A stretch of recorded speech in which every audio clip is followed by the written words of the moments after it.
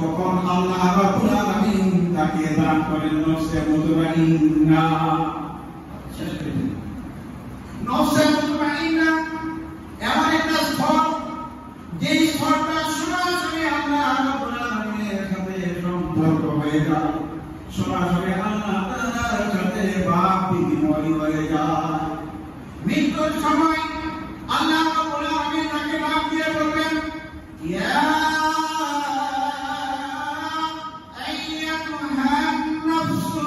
مطمئنة ارجعي إلى ربك راضية مرضية فادخلي في عبادي وادخلي جنتي